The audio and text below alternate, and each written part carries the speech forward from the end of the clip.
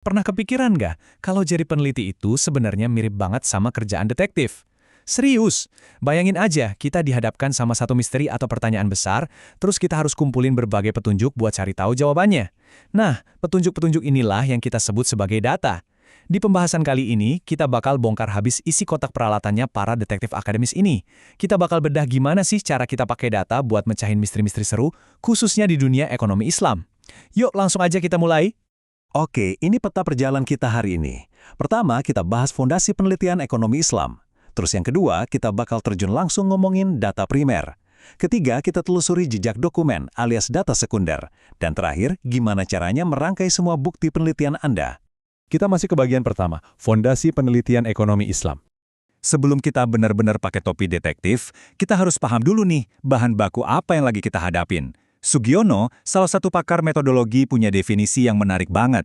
Dia bilang, data itu segala sesuatu yang dapat memberikan informasi. Jadi, ini bukan cuma sekedar deretan angka ngebosenin di atas kertas ya, ini tuh inti informasinya. Kompas yang bakal ngarahin kita buat ngebuktiin hipotesis. Tanpa ini, ya kita cuma bakal nebak-nebak buah manggis aja. Terus coba kita lihat dari sudut pandang Suharsimi Arikunto. Poin yang ditekankan di sini adalah frasa hasil pencatatan. Ingat ya, data itu nggak turun dari langit tiba-tiba. Butuh tindakan aktif dari kita sebagai peneliti buat nyatet fakta, angka, atau keterangan yang ada. Ibaratnya, kita ini pengamat jeli yang lagi motret realitas buat dijadiin bahan analisis. Nah, Burhan Bungi ngasih gambaran yang pas banget buat tahap awalnya. Dia nyebut data sebagai bahan mentah. Sama persis kayak koki master yang butuh bahan-bahan segar dari pasar sebelum masak hidangan mewah.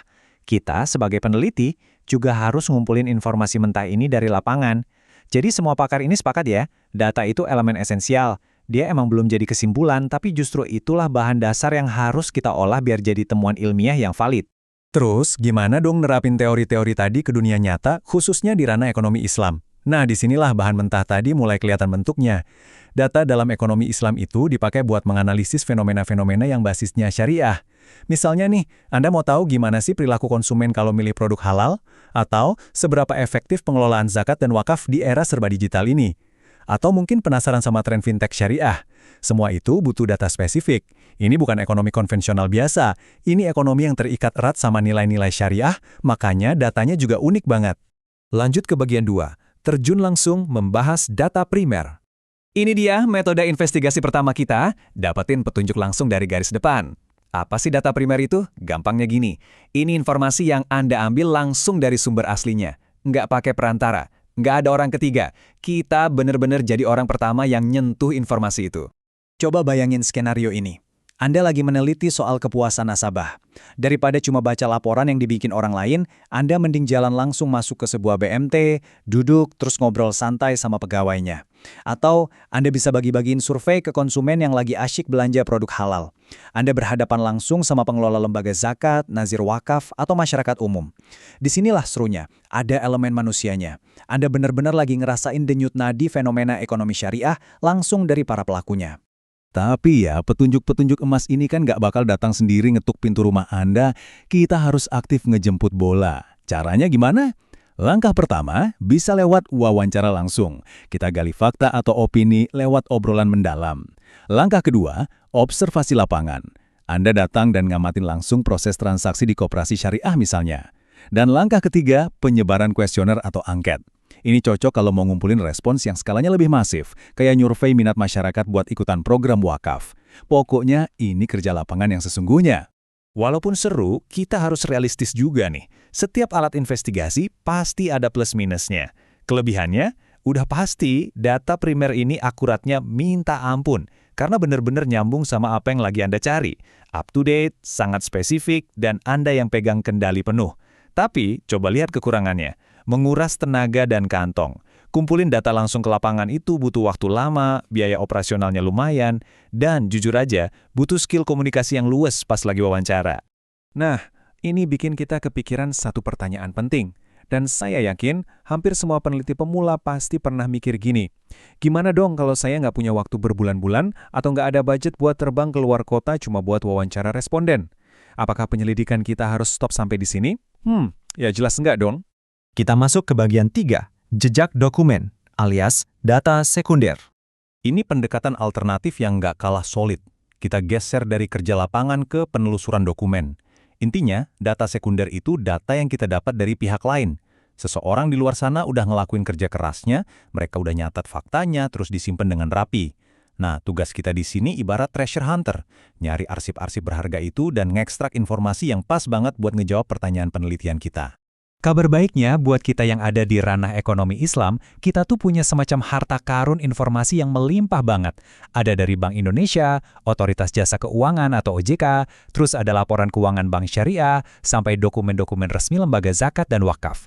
Institusi-institusi raksasa ini rutin banget ngumpulin data dalam jumlah masif.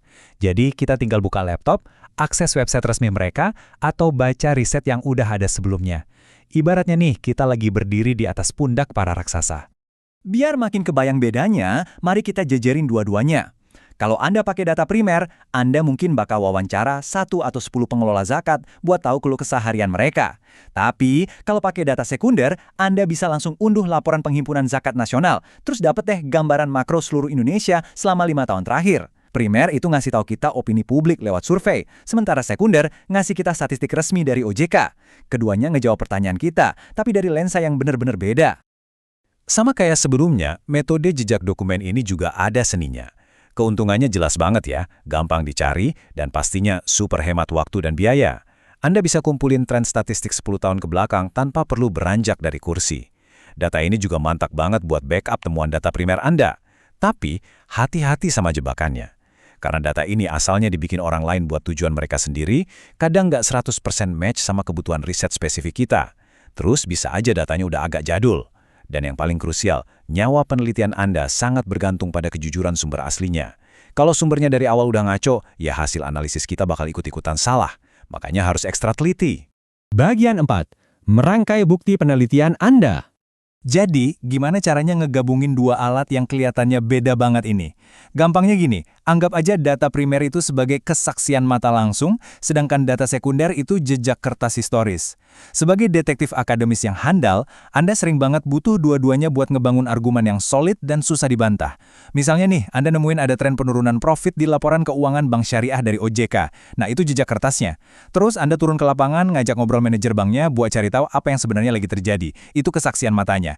Kombinasi maut dari dua metode inilah yang bikin riset ekonomi Islam Anda jadi lengkap, dalam, dan pastinya bulletproof. Dan akhirnya kita sampai di penghujung obrolan kita hari ini. Kita udah lihat gimana data primer ngasih kita kedalaman yang sangat detail, sementara data sekunder ngasih kita efisiensi dan gambaran besar sejarahnya. Dua-duanya adalah senjata ampuh kalau dipegang sama peneliti yang tepat. Nah, setelah bongkar isi kotak peralatan ini, sekarang giliran saya nanya ke Anda. Fenomena tersembunyi apa nih di dunia ekonomi syariah yang mau Anda bongkar pakai data-data ini? Misteri apa yang udah nunggu buat Anda pecahkan? Terima kasih udah ngikutin pembahasan kali ini. Tetap semangat bertanya, teruslah menggali data, dan sampai jumpa di eksplorasi materi berikutnya.